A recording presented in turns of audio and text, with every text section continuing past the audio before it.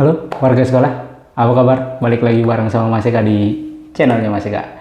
Ya, di video kali ini Mas Eka akan berbagi informasi perihal tentang masih sama KJP Plus tahun 2024 ya. Nah, ini para warga sekolah wajib ketahui proses di balik layar ya, sehingga KJP-nya itu di-approve atau KJP-nya itu lolos dari seleksi. Sebenarnya prosedurnya bagaimana, kemudian itu prosesnya bagaimana. Kenapa hal ini harus disampaikan kepada para warga sekolah?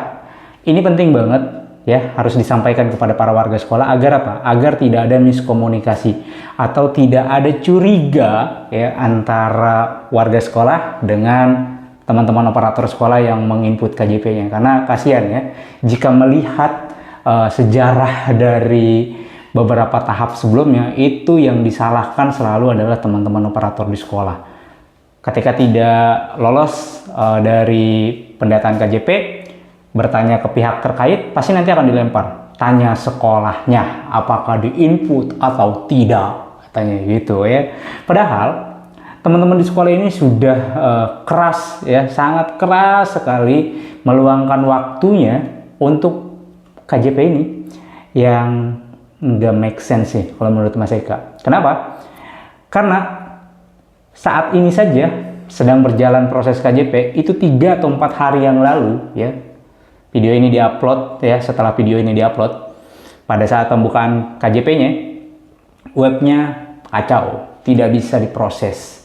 Lalu siapa yang harus dipersalahkan? Ketika deadline-nya sudah habis, kemudian webnya hanya bisa dipakai untuk beberapa hari menjelang deadline, siapa yang keteteran? Sekolah. Pasti nanti dibilangnya, ya sekolahnya kan banyak SDM-nya, harusnya diperbantukan lagi lah. Bukan begitu jawabannya sebenarnya.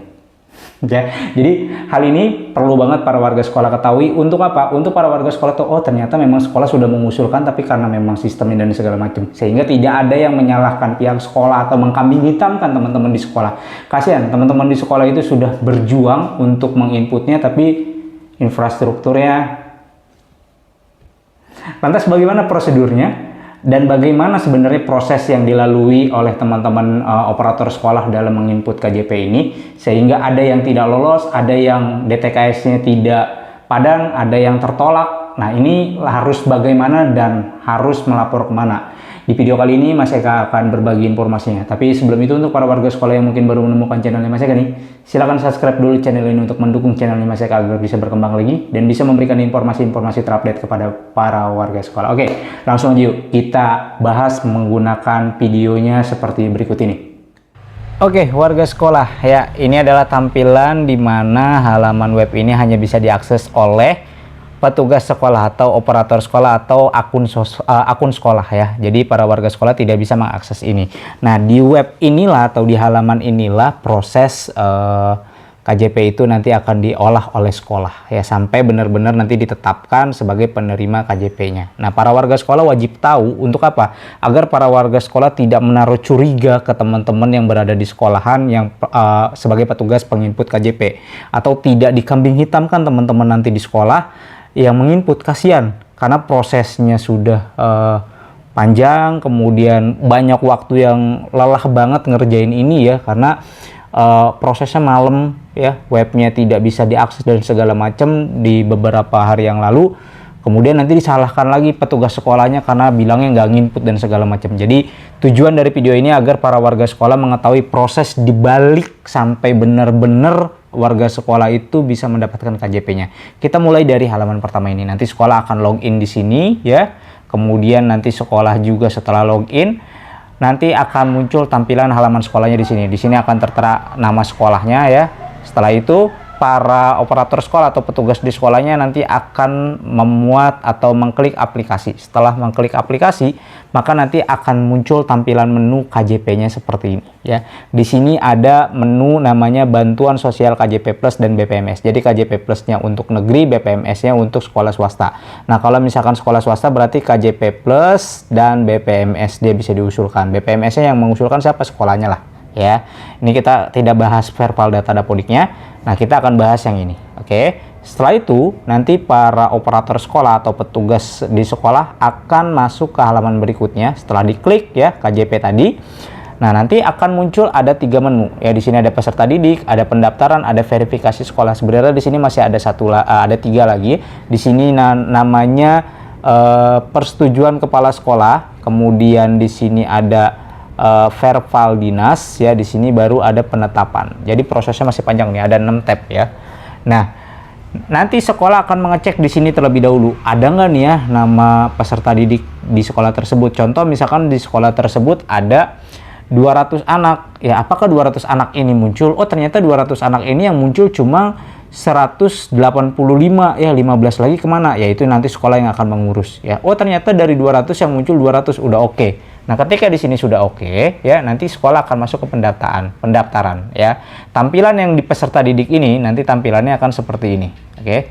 Nah, di sini data peserta didiknya nanti akan muncul. Di sini ada nick-nya, kemudian ada namanya, ada kelasnya, dan di sini ada verbal dapodiknya. Nanti akan ada checklist hijau seperti ini. Kalau dia masih X berarti masih belum terverifikasi di dapodiknya, atau datanya bisa jadi tidak ada di dapodik. Oke, seperti itu para warga sekolah ya. Lanjut. Setelah dilihat peserta didiknya dan muncul semua, maka nanti operator sekolah akan masuk ke pendaftaran. Nah, di pendaftaran ini nanti nama-namanya kan sudah muncul ya, sesuai dengan yang ada di dapodik ataupun ada di emis sekolah. Misalkan di sini namanya Eka, terus di sini ada Nur, di sini ada Arifin, dan di sini ada warga sekolah gitu ya. Nah, di sini ada keterangannya nih, Pak, verbal dapodiknya terverifikasi, belum terverifikasi, dan terverifikasi. Kalau belum terverifikasi kemungkinan datanya belum masuk dapodik ataupun belum masuk emis. Nah, kalau di sini sudah terverifikasi, maka nanti para operator sekolah akan memverbal dukcapil. Nah, apa yang di verbal dukcapil ini? Ya, nanti dia akan mengklik ini yang logonya pensil, kemudian akan verbal dukcapil. Apa yang akan dilihat di verbal dukcapil Mas Eka? Ya, akan disandingkan datanya dengan data dukcapil atau diintegrasikan atau dipadankan dengan dukcapil. Bener nggak nih datanya ya, sama nggak gitu ya? Berurutan mulai dari nick, nomor kakak, nama, terus jenis kelamin, tempat lahir, tanggal lahir, provinsi, kota, kabupaten, kecamatan, kelurahan, alamat, RT, RW, semuanya. Kalau misalkan diverifikasi ternyata datanya tidak sesuai, maka ya tidak bisa lanjut ya. Artinya kakaknya tidak sesuai ini dengan yang ada dukcapil, maka nanti akan dikonfirmasi oleh operator sekolahnya. Ini kenapa nih nicknya tidak sesuai atau nomor kakaknya tidak sesuai ya, atau alamatnya tidak sesuai, nanti diminta kakak terbarunya. Oh ternyata kakak terbarunya sudah ganti ya, berarti nanti disesuaikan dengan kartu keluarga yang barunya. Tapi kalau sudah oke semua, nanti disimpan, maka akan muncul seperti ini ya. Verbal dukcapilnya nanti akan berwarna hijau seperti ini, dan yang tadinya di sini ya warna abu-abu ini bisa dipindahkan menjadi warna hijau. Begitu juga dengan yang swasta, yang BPMS, nanti di sini ada tombolnya juga, itu bisa dipindahkan. Artinya ketika tombol warna hijau ini sudah berpindah ke sebelah kanan ya seperti ini, berarti si Eka ini ya sudah diusulkan ya KJP dan BPMS-nya. Tinggal diverifikasi oleh sekolah. Lantas verifikasinya seperti apa Mas Eka? Verifikasinya adalah seperti berikut ini ya. Nah, ini kan tampilannya tadi udah di pendaftaran ya, peserta didiknya udah dicek, kemudian udah didaftarkan, dan tinggal diverifikasi sekolah. Nah, verifikasi sekolah ini adalah tugasnya sekolah nih ya. Ini sekolah yang akan memverifikasi. Apa yang diverifikasi Mas Eka? Yang akan diverifikasi adalah, nah tampilannya seperti ini. Contoh di sini ada nicknya, di sini ada namanya Eka ya. Nah, di sini ya ada dua nih. Kalau negeri kan tidak ada BPMS-nya, maka X semua. Kalau misalkan tadi data dukcapilnya sudah oke ya, maka dia ya akan terkoneksi atau dipadankan dengan DTKS. Kalau misalkan dia bisa layak DTKS-nya, maka dia bisa lanjut ya diverifikasi oleh sekolah. Tapi kalau misalkan dia begitu dipadankan dengan DTKS ternyata tidak layak dan sudah diusulkan tapi checklist seperti ini ya, X bukan checklist, tanda X hilang gitu, berarti tidak bisa lanjut, maka ini sudah putus.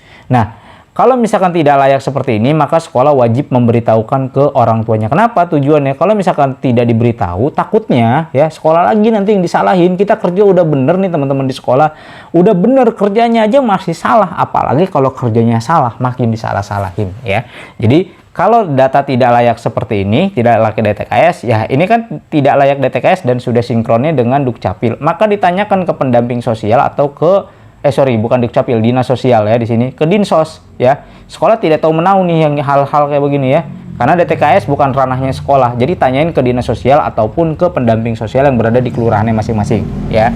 Oke, kalau yang seperti ini. Nah, kalau dia layak seperti ini, berarti masih bisa tinggal lanjut ke verifikasi. Perlu isi data wali ya, di sini data wali dan data kontak darurat. Nah, data wali dan kontak darurat itu diisi ya. Kalau misalkan sudah terisi, nanti akan seperti ini ya. Di sini ada nicknya, terus di sini ada namanya, KJP-nya oke, BPMS-nya memang tidak diusulkan dan layak DTKS, perlu isi data wali. Di sini isi data wali dan di sini isi data kontak darurat ya. Ini form 1 ya, data wali itu form 2 dan data kontak darurat itu 3 ya kan. Ada form pendaftaran itu ada 3 lembar ya. 1 itu biodata, kedua itu wali, ketiga itu kontak darurat. Nah, kalau ini sudah terisi semua, maka nanti di sini akan hijau ya. Akan bisa diisi instrumen tambahannya. Sekolah lagi akan mengisi untuk memverifikasinya. Tampilannya akan seperti ini ya. Nanti sekolah akan milih ini dan ini ya.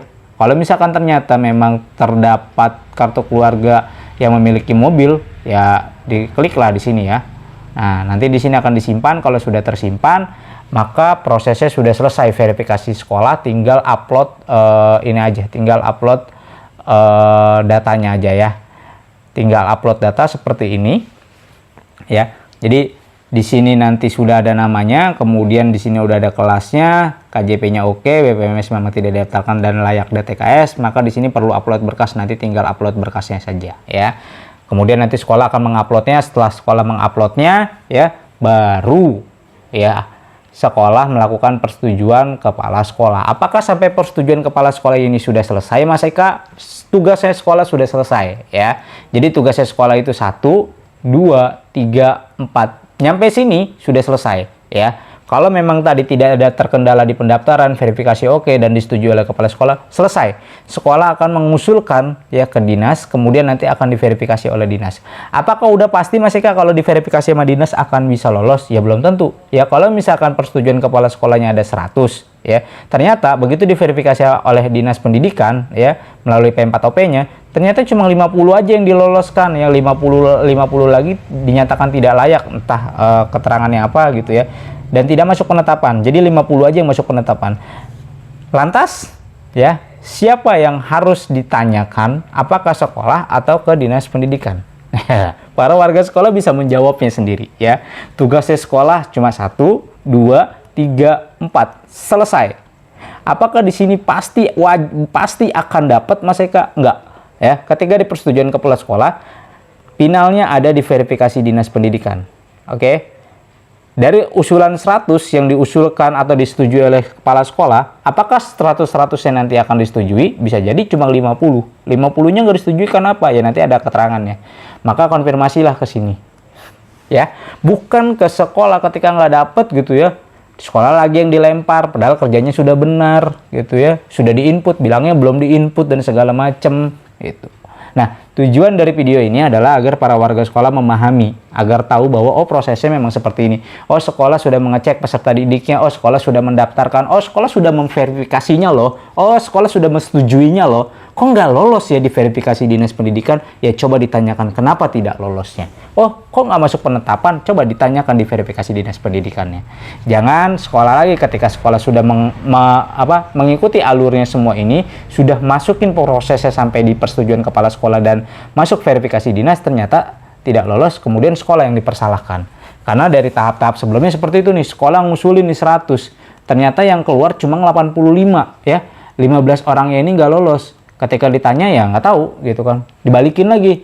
Apakah sekolahnya menginput? Iya, sekolahnya nginput, nggak lolos ya udah akhirnya ngembang begitu aja. Pasti jawabannya ya tunggu di tahap berikutnya ya. Seperti itu para warga sekolah ya. Mudah-mudahan video ini bisa mengedukasi pada warga sekolah agar para warga sekolah tidak langsung serta-merta oh ini salahnya sekolah nih tidak menginput gitu kan. Kalaupun misalkan sekolah tidak menginput pasti ada alasannya. Kenapa? Karena webnya ini ya sangat lambat sekali, terutama beberapa hari waktu pendaftaran pembukaan pertama gitu, 3 sampai 4 hari itu sulit banget diakses, dananya bisa diakses lancar itu di malam hari. Nah kesini-sini sudah lumayan. Takutnya apa? ketika deadline-nya misalkan diberi deadline saat tanggal sekian gitu ya, baru bisa diakses 2 hari lancar itu. Bayangin kalau yang muridnya cuma 100, 200, ya 50, itu masih cepat. Tapi kalau yang muridnya 1.500, ya, terus muridnya itu ada 800, ada 900, mereka harus kejar-kejaran dengan waktu yang sangat limit. Nah, ini kan kasihan ya. Sehingga ketika ada masalah, boro-boro mau konfirmasi ke orang tuanya. Yang penting ngejar dulu nih ya. Yang lain biarin masuk. Ternyata ketika yang lain sudah masuk dan yang belum masuk ini lupa untuk terkonfirmasi, sekolah nanti yang disalahin tuh, udah pasti. Wah iya sih lu nggak nginput. Ya, sekarang waktu nginputnya sebentar, terus webnya lola. Bingung ya. Ujungnya sekolah lagi nanti yang disalahin. Padahal sekolah sudah keras untuk menginputnya walaupun di luar jam kerja sampai malam-malam, sampai ada yang begadang-begadang teman di sekolah itu ya. Untuk apa? Untuk bisa agar masuk ke pendaftaran dan terverifikasi. Tapi ternyata ketika proses itu sudah dilewati dan dibatalkan, sekolah lagi yang disalahin. Itu ya. Jadi teman-teman warga sekolah ya, jangan semena-mena langsung menyalahkan pihak sekolahnya. Coba dikonfirmasi lagi, coba ditanya lagi. Karena prosesnya memang panjang dan pelik serta ruwet nih kayak begini tuh. Ruwet seperti itu para warga sekolah ya.